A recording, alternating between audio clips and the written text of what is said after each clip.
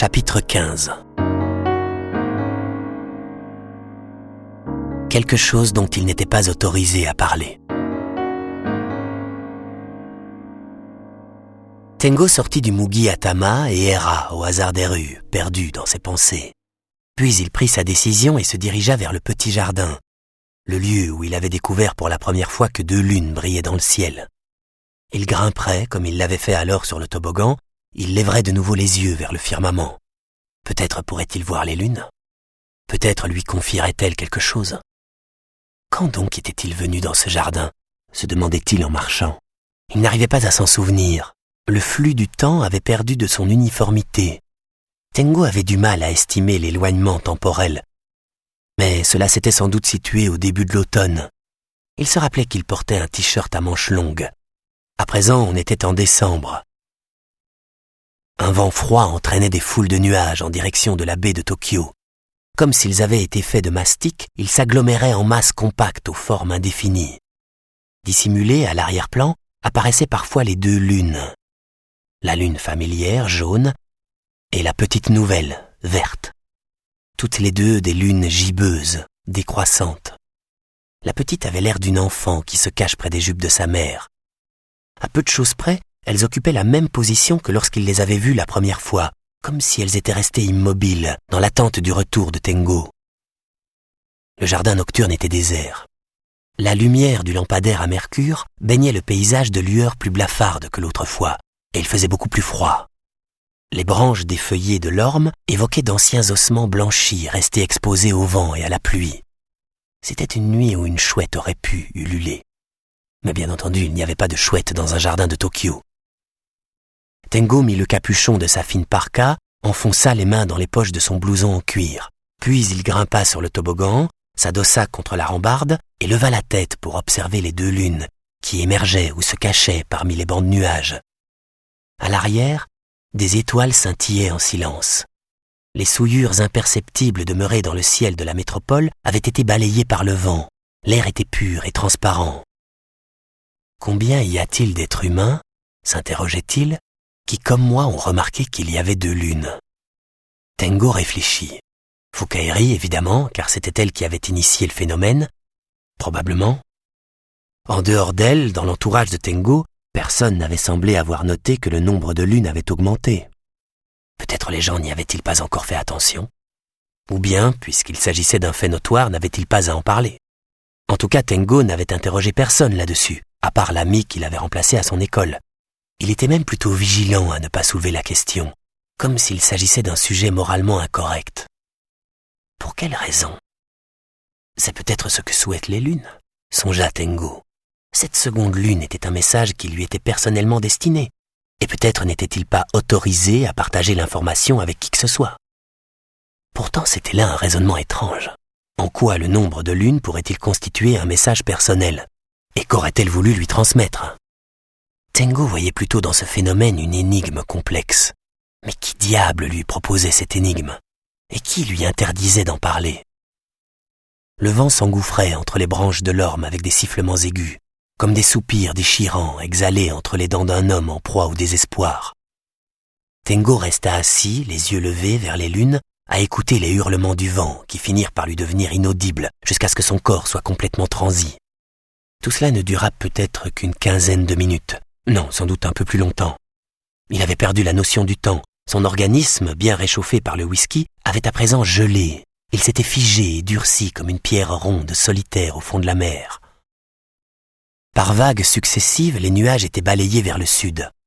Néanmoins, même si un grand nombre était chassé, il en surgissait toujours de nouveaux. À coup sûr, dans les régions du nord, existait une source inépuisable qui approvisionnait le ciel en nuages. Là-bas, dans ces contrées lointaines, des hommes, enveloppés dans d'épais vêtements gris, avaient pris la ferme résolution de fabriquer en silence des nuages, sans cesse, du matin au soir. Tout comme les abeilles font du miel, les araignées tissent leurs toiles, et la guerre engendre des veuves. Tengo regarda sa montre. Il serait bientôt 8 heures. Le jardin était toujours absolument désert. De temps en temps, quelqu'un avançait rapidement dans la rue toute proche. Sur le chemin du retour, leur travail achevé, tous les piétons ont la même façon de marcher. Dans la nouvelle résidence, à 5 étages, de l'autre côté de la rue, il y avait à peu près la moitié des fenêtres éclairées. Au cours des nuits d'hiver où le vent souffle avec furie, une chaleur particulièrement douce émane de fenêtres illuminées. Tengo suivit du regard chacune de celles où il voyait de la lumière, comme si, depuis un petit bateau de pêche, il levait les yeux vers un paquebot de luxe naviguant de nuit sur l'océan. Alors qu'il était juché sur ce toboggan glacé dans ce jardin environné de ténèbres, il avait l'impression que c'était un autre monde, construit selon des principes différents, gouverné par des règles différentes. Tous les rideaux étaient tirés, comme si l'on s'était donné le mot.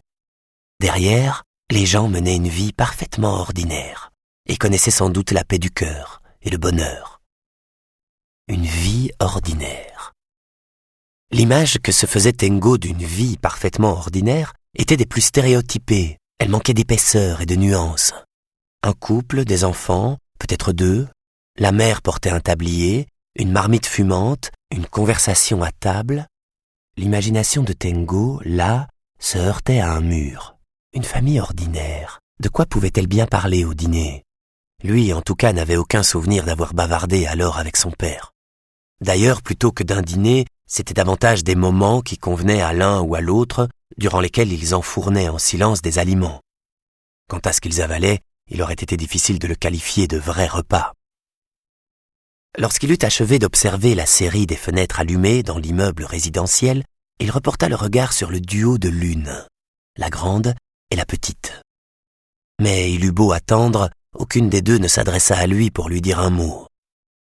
Elle brillait côte à côte dans le ciel et lui offrait un visage inexpressif, tel un couplet bancal qui aurait eu besoin d'être retravaillé.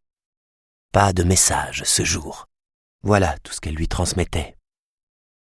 Les amas de nuages, inlassablement, traversaient le ciel en direction du sud.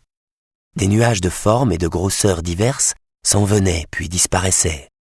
Parmi eux, certains affectaient des silhouettes tout à fait curieuses, qui paraissaient exprimer leurs propres pensées. Des pensées petites et compactes, aux contours clairs. Ce que Tengo aurait voulu connaître, pourtant, ce n'étaient pas les réflexions des nuages, mais celles des lunes. Finalement, Tengo se résigna. Il se leva, s'étira longuement, puis descendit du toboggan. Tant pis, il s'accommoderait d'avoir vérifié que le nombre des lunes n'avait pas varié.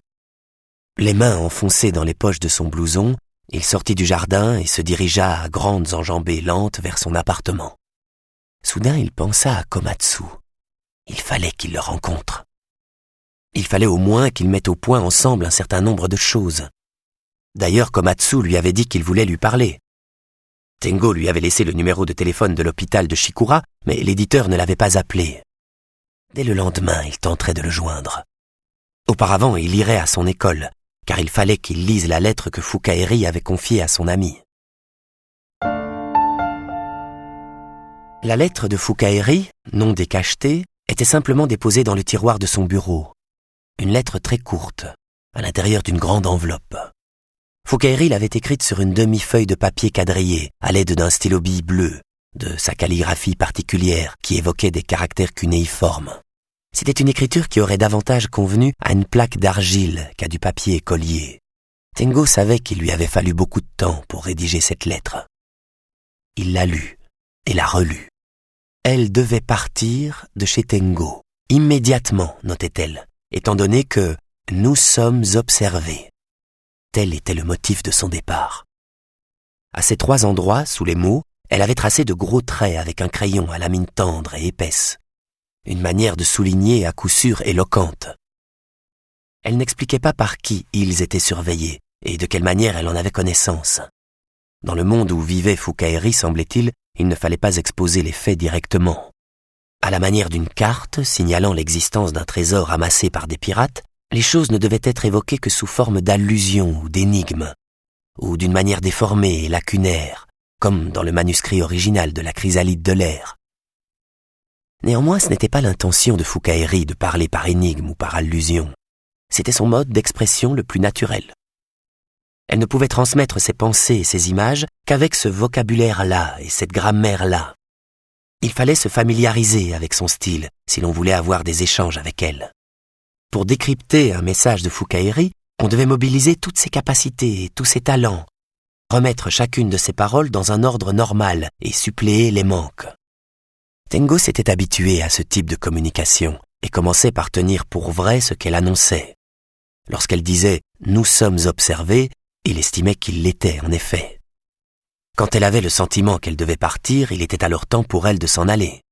Il lui fallait d'abord admettre tout en bloc et se contenter de supposer qu'il découvrirait plus tard l'arrière-plan, les détails ou les raisons de ses faits. À moins qu'il n'y renonce d'emblée. Nous sommes observés. Est-ce que cela voudrait dire que les sbires des précurseurs avaient découvert Fukaeri? Ils connaissaient les relations qui existaient entre Tengo et elle. Ils avaient compris que Tengo, à la demande de Komatsu, avait remanié la chrysalide de l'air. Voilà pourquoi il y avait eu ce type, ce Ushikawa, qui avait tenté de l'approcher. Ils avaient cherché à mettre Tengo sous leur coupe au moyen de ces manœuvres aussi élaborées. Encore aujourd'hui, ils n'en comprenaient pas les raisons. Alors après tout, il n'était pas exclu qu'ils aient mis l'appartement de Tengo sous surveillance. Mais si tout cela était exact, ils prenaient vraiment leur temps. Fukaeri avait logé chez lui presque 3 mois. Eux, ils appartenaient à une organisation puissante, disposant de gros moyens. S'ils avaient eu l'intention de se saisir de Fukaeri, ils auraient pu le faire bien plus tôt. Inutile pour cela qu'ils perdent leur temps à placer son habitation sous surveillance. D'autre part, s'ils voulaient vraiment garder l'œil sur Fukaeri, ils ne l'auraient pas laissé sortir à sa guise. Or, elle avait fait ses bagages, s'était rendue à l'école de Yoyogi, avait confié sa lettre à son ami et était ensuite tranquillement partie ailleurs. À force de raisonner dans tous les sens, Tengo se sentait en pleine confusion. Sa seule conclusion était que ce n'était pas sur Fukaeri qu'il cherchait à mettre la main. À un moment donné, ils avaient changé de cible. Il s'agissait sans doute de quelqu'un en rapport avec Fukaeri, mais qui n'était pas elle. Pour une raison inconnue, elle n'était plus une menace pour les précurseurs. Mais alors pourquoi devait-il surveiller son appartement? Depuis le téléphone public de son école, Tengo essaya d'appeler Komatsu. Bien sûr, on était un dimanche, mais Tengo savait que Komatsu aimait travailler dans son bureau les jours fériés. Il disait toujours qu'il s'y sentait tellement mieux quand il était seul. Mais personne ne lui répondit. Tengo regarda sa montre. Pas encore 11 heures. Komatsu n'était pas aussi matinal. Quel que soit le jour de la semaine, il ne démarrait que lorsque le soleil avait passé le zénith. Tengo s'assit dans la cafétéria et tout en buvant un café léger, tenta de relire une fois de plus la lettre de Fukaeri. Quelques courtes lignes, presque dépourvues d'idéogrammes, à la ponctuation inexistante. Tengo, tu vas lire cette lettre quand tu seras revenu de la ville des chats, c'est bien, mais comme nous sommes observés, je dois partir de cet appartement, et ça tout de suite. Ne te fais pas de soucis pour moi, mais je ne peux plus rester ici. Comme je te l'ai dit avant, la femme que tu cherches et que tu peux trouver en marchant à partir d'ici est là. Simplement fais bien attention que quelqu'un regarde. Après avoir relu 3 fois sa missive aux allures de télégramme, il la replia et la mit dans sa poche. Il constata que plus il relisait ce qu'écrivait Fukaeri, et plus il lui accordait de crédit. Tengo acceptait maintenant comme avéré le fait qu'il soit espionné. Il leva la tête, jeta un coup d'œil circulaire dans la cafétéria. C'était une heure de cours, les lieux étaient presque déserts. Seuls quelques étudiants lisaient leurs manuels ou prenaient des notes. Il ne vit personne caché dans l'ombre en train de le guetter. La question principale était la suivante. S'ils ne surveillaient pas Fukaeri, quelle était leur cible? Tengo lui-même? Ou son appartement? Tengo réfléchit. Évidemment, ce n'était que des suppositions, mais il avait le sentiment que ce n'était pas lui en personne qui les intéressait. Tengo n'était rien de plus qu'un réparateur qui avait remanié le manuscrit de la chrysalide de l'air. Le livre avait été publié depuis des mois, il avait eu beaucoup de succès, et puis l'intérêt du public s'était évanoui. Le rôle de Tengo était achevé depuis longtemps, il n'y avait plus aucune raison pour qu'il les intéresse. Tengo était prêt à parier que Fukaeri n'était presque pas sorti de chez lui. Le regard qu'elle avait senti signifiait donc que c'était son logement qui était surveillé. Mais à partir d'où pouvait-il se livrer à cet espionnage? Situé dans un quartier très peuplé, l'appartement au 2e étage n'avait curieusement pas de vis-à-vis. C'était d'ailleurs l'une des raisons pour lesquelles Tengo s'y plaisait et qui l'avait poussé à y rester aussi longtemps. Sa petite amie plus âgée appréciait aussi beaucoup cette particularité.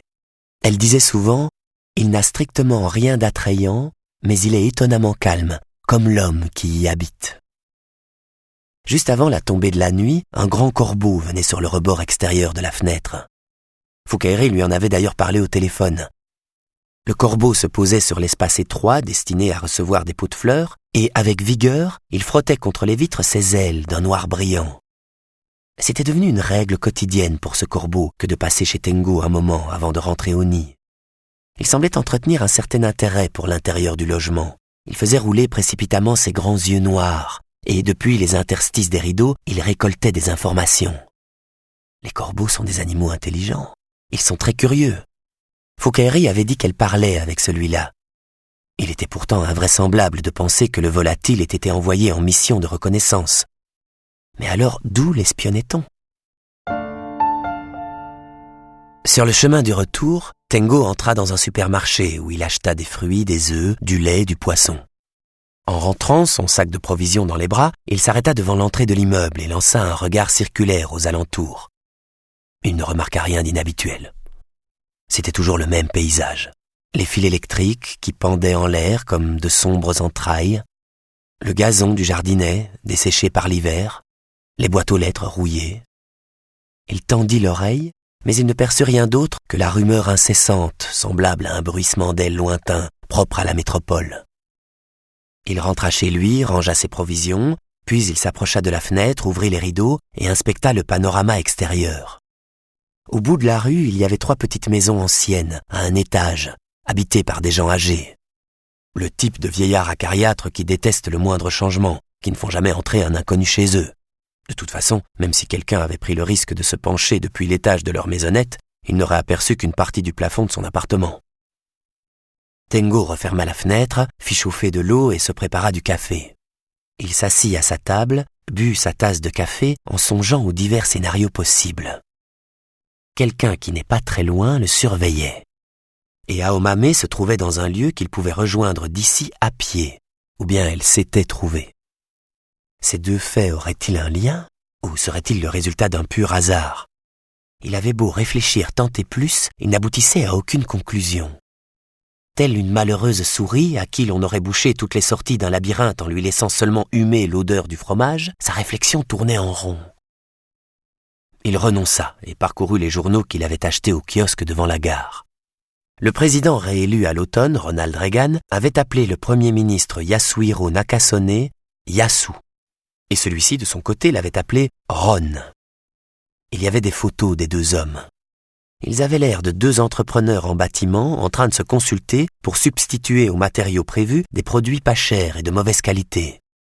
En Inde, les désordres provoqués dans le pays par l'assassinat du Premier ministre Indira Gandhi se poursuivaient et de nombreux Sikhs étaient massacrés dans différentes provinces. Au Japon, cette année, la récolte des pommes était exceptionnellement abondante. Tengo ne découvrit aucun article qui l'intéressait à titre personnel. Il attendit que les aiguilles de la pendule indiquent 2 heures pour téléphoner de nouveau à Komatsu.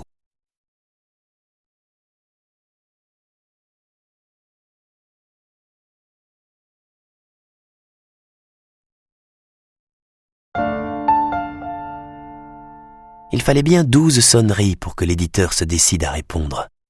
Il en était toujours ainsi. Pourquoi, Tengo l'ignorait, mais c'était un homme qui ne soulevait pas facilement le combiné. « Ah, Tengo, voilà longtemps que je ne t'ai pas entendu ?» s'exclama Komatsu. Il avait tout à fait retrouvé sa voix d'avant, lisse, légèrement théâtrale, ambiguë. « J'ai pris 2 semaines de congé, je suis allé à Shiba. Je ne suis rentré qu'hier au soir. »« L'état de ton père n'était pas bon, je crois.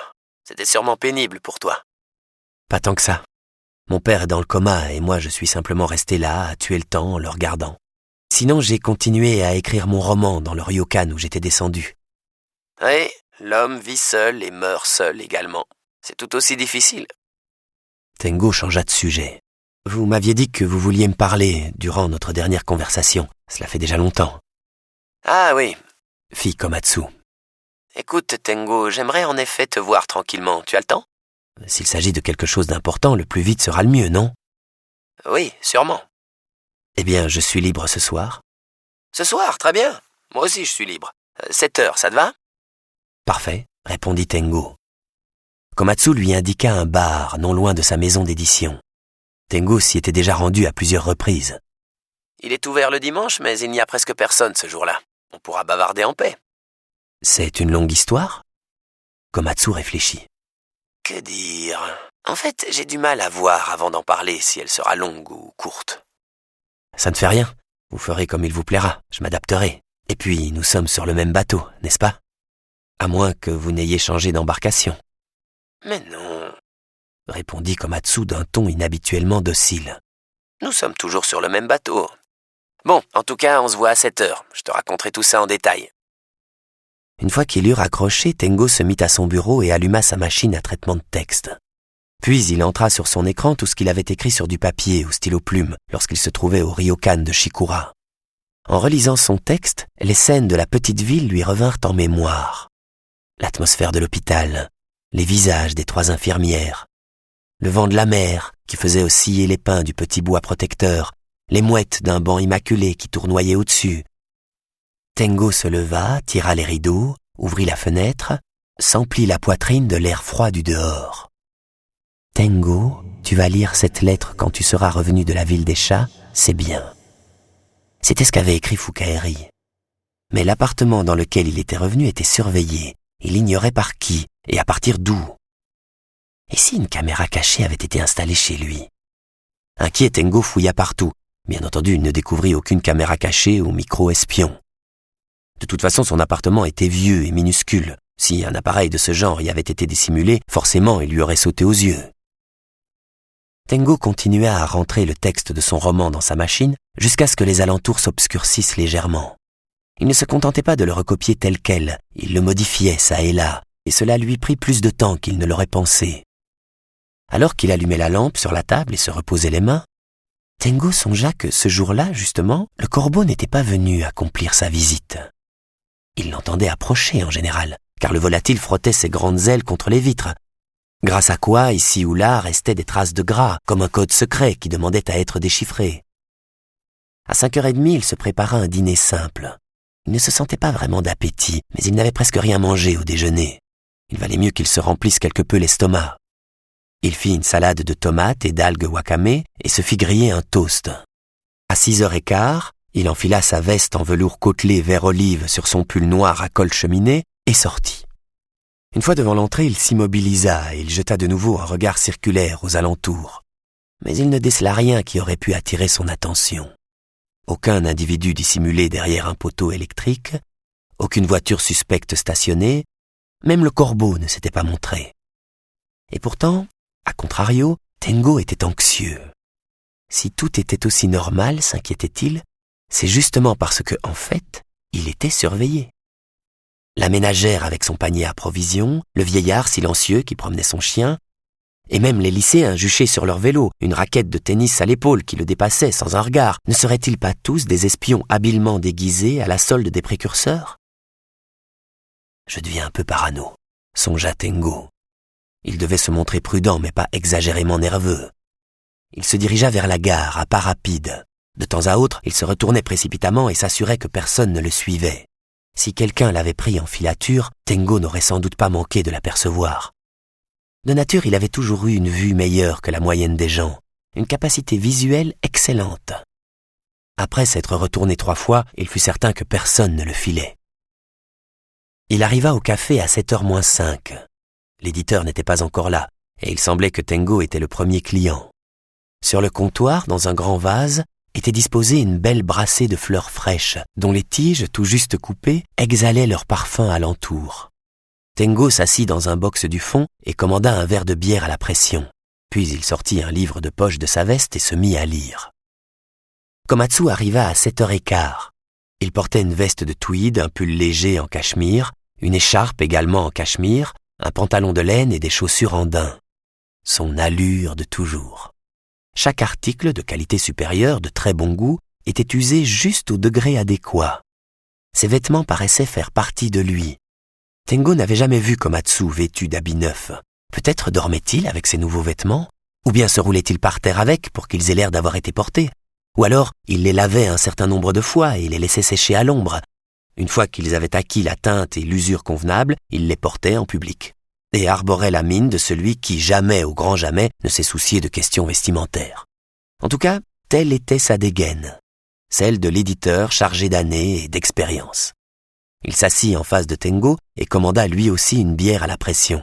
« Tu me parais semblable à toi-même » remarqua Komatsu. « Ton nouveau roman avance comme il faut ?» Il avance doucement. « C'est très bien. Les écrivains ne parviennent à un résultat qu'en écrivant régulièrement. comme les chenilles qui grignotent des feuilles sans repos. Je te l'avais dit, n'est-ce pas? En réécrivant la chrysalide de l'air, cela ne pouvait qu'influencer positivement ton propre travail. Je me suis trompé? Tengo eut un signe de tête pour approuver. Vous avez raison. Grâce à ce travail, je crois que j'ai beaucoup appris. J'ai réussi à voir des choses que je n'avais pas encore vues. Ce n'est pas pour me vanter, mais je le savais bien. Je pensais, Tengo a besoin de ce genre d'occasion. Oui, mais c'est aussi ce qui m'a valu tous ces ennuis, comme vous le savez. Komatsu sourit. Sa bouche se courba joliment, telle une lune d'hiver de 3 jours. C'était un sourire dont le sens était difficile à déchiffrer. Pour obtenir des choses importantes, les hommes doivent en payer le prix. C'est une des règles de notre monde. Sans doute. Il est pourtant délicat de trancher entre ce qui est important et ce qui est le bon prix. Tant de facteurs entrent en jeu. En effet, les choses se mêlent et s'interpénètrent, comme quand on essaie de parler sur une ligne téléphonique brouillée. Tu as tout à fait raison, répondit Komatsu. Puis il fronça les sourcils. À part ça, saurais-tu où se trouve Fukaeri à présent?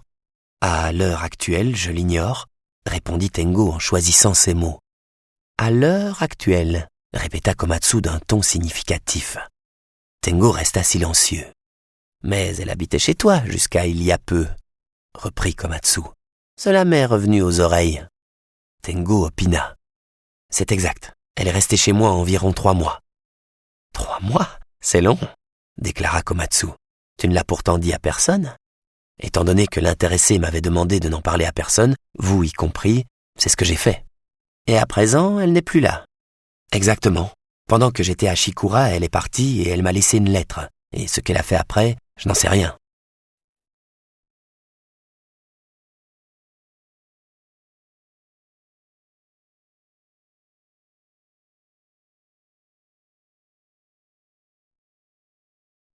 Komatsu sortit une cigarette, la planta entre ses lèvres, approcha une allumette. Il observa Tengo, les yeux mi-clos. Ce qu'elle a fait après, c'est qu'elle est rentrée chez le professeur Ebizuno, dans les montagnes de Futamatao, déclara Komatsu. Le maître a contacté la police et a retiré sa demande de recherche. Il a dit qu'elle était simplement partie comme ça, sur un coup de tête, et qu'elle n'avait pas été enlevée. La police l'a sans doute interrogée. Pourquoi avait-elle disparu? Où était-elle allée? Qu'avait-elle fait? Parce que tout de même, elle est encore mineure. D'ici peu, il faut s'attendre à quelques papiers dans la presse, du genre voilà que réapparaît saine et sauve la jeune romancière lauréate du prix des nouveaux auteurs dont on avait perdu la trace pendant si longtemps. Oui, bon, il y aura des articles, mais pas très importants. Il n'y a pas eu crime, tu comprends? Est-ce qu'il sera dit qu'elle a habité chez moi? Komatsu secoua la tête. Non, Fukaeri ne prononcera sûrement pas ton nom. Avec le tempérament qui est le sien, qu'elle ait en face d'elle de simples flics, la police militaire, un conseil révolutionnaire ou Mère Teresa, si elle a décidé qu'elle ne parlerait pas, elle gardera la bouche close. Tu n'as pas à te faire de soucis. Je ne me fais pas de soucis. J'aimerais juste savoir ce qui peut m'arriver. Ton nom n'apparaîtra pas, tout ira bien, fit Komatsu. Puis il prit un air sérieux. Bon, voilà, il y a quelque chose sur quoi je dois t'interroger, c'est un peu délicat. Délicat? Comment dire? C'est un sujet personnel. Tengo but une gorgée de bière et reposa son verre sur la table. Oui, très bien. Si je peux répondre, je le ferai. Y a-t-il eu des relations sexuelles entre toi et Fukaeri? Lorsqu'elle habitait chez toi, je veux dire. Tu peux répondre simplement par oui ou par non. Après un temps, Tengo secoua lentement la tête. Ma réponse est non. Je n'ai pas eu ce type de relation avec elle. Son intuition lui soufflait qu'il ne devait en aucun cas raconter ce qui s'était passé avec Fukaeri durant la nuit d'orage. C'était là un secret qu'il ne fallait pas dévoiler, quelque chose dont il n'était pas autorisé à parler. En outre, on ne pouvait pas vraiment nommer cela un acte sexuel. Il n'y avait pas eu alors ce que l'on entend en général par désir sexuel, ni pour l'un ni pour l'autre. Donc pas de relation sexuelle avec elle? Non, répéta Tengo d'une voix éteinte. Komatsu plissa légèrement le nez. Écoute Tengo, ce n'est pas que je doute de ce que tu dis, mais avant que tu aies répondu non, tu as fait une pause. J'ai senti que tu hésitais un peu. Peut-être êtes-vous allé très près? Non que je veuille te blâmer, pour ce qui est de moi, je cherche juste à connaître les faits. Tengo regarda Komatsu droit dans les yeux. Je n'ai pas eu d'hésitation, je me suis seulement étonné. En quoi cela peut-il vous préoccuper que j'ai eu ou non une relation sexuelle avec Fukaeri? Vous n'êtes pourtant pas du genre à vous mêler de la vie privée des autres, ce serait plutôt le contraire.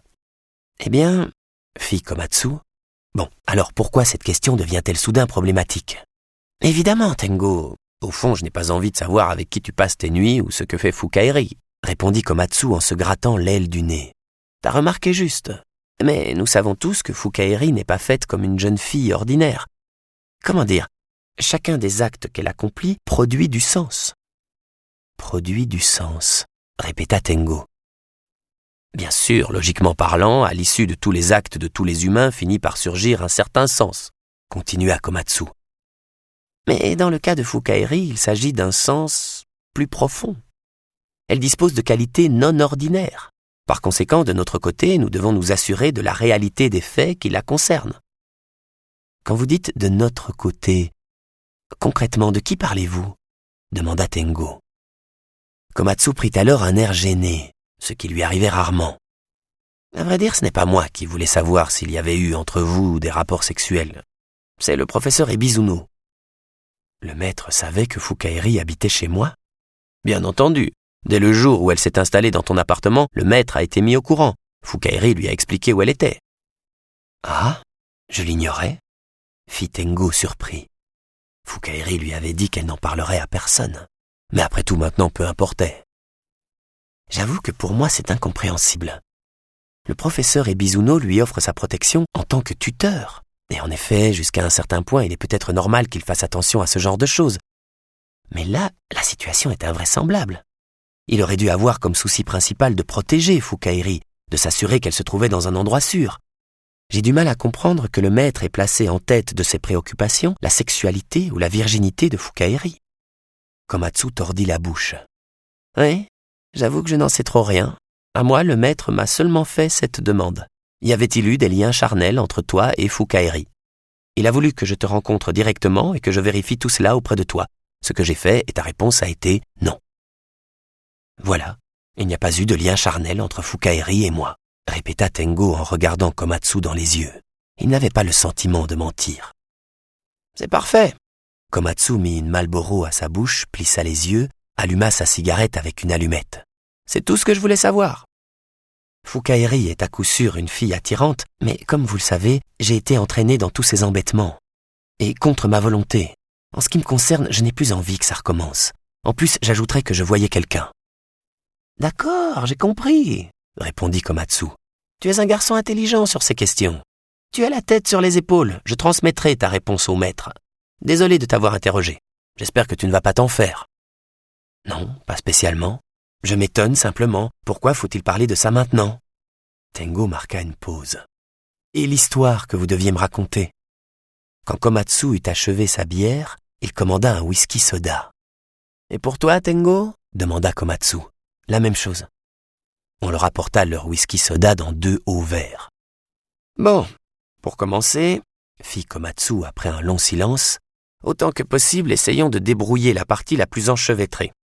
Parce que nous sommes sur le même bateau. Par ce nous, j'entends toi, Tengo, moi, Fukaeri et le professeur Ebizuno. Nous 4. Une combinaison vraiment très spéciale, dit Tengo. Mais Komatsu ne parut pas saisir l'ironie sous-jacente à sa remarque. L'éditeur semblait se concentrer sur le récit qu'il devait relater. Il reprit la parole. Ces 4 personnes avaient chacune son propre dessein. Par rapport au même projet, ce qu'elles cherchaient à atteindre n'était pas forcément du même niveau et n'allait pas forcément dans la même direction. Ou, pour le dire autrement, elles ne ramaient pas selon le même rythme et selon le même angle d'attaque. D'emblée, la combinaison était inapte à mener une action commune. On peut le dire ainsi. Puis le bateau a été pris dans des rapides et entraîné vers une chute d'eau. Le bateau a été pris dans des rapides et entraîné vers une chute d'eau, confirma Komatsu. Vois-tu, je ne cherche pas à m'excuser, mais au tout début, mon plan était simple et naïf. Le manuscrit de Fukaeri, la chrysalide de l'air, toi tu le remaniais et il obtenait le prix des nouveaux auteurs de notre revue. Il était ensuite publié sous forme de livre, il se vendait très bien. Nous, on avait bien dupé le monde et récolté beaucoup d'argent. Donc c'était moitié pour la rigolade, moitié pour les gains. Tel était l'objectif. Mais dès que le professeur Ebizuno, le tuteur de Fukaeri, a été impliqué là-dedans, tout est devenu infiniment plus complexe. Un certain nombre d'intrigues secondaires se sont glissées par en dessous, comme des courants invisibles, et le débit du fleuve s'est accéléré. Le texte, tel que tu l'as réécrit, Tengo, était aussi bien plus beau que ce que j'avais imaginé. Grâce à toi, le livre a été très apprécié et il a connu des ventes incroyables. Résultat, notre bateau a fini par être emporté en des contrées inimaginables, des lieux aussi légèrement dangereux. » Tengo secoua faiblement la tête. Non, pas légèrement dangereux. Des endroits où le danger est à son maximum. « Oui, si tu veux. N'en parlez pas comme si cela ne vous concernait pas. Monsieur Komatsu, n'est-ce pas vous qui avez élaboré ce projet en premier ? » « Tu as parfaitement raison. C'est moi qui ai appuyé sur le démarreur. Au début, tout a bien fonctionné.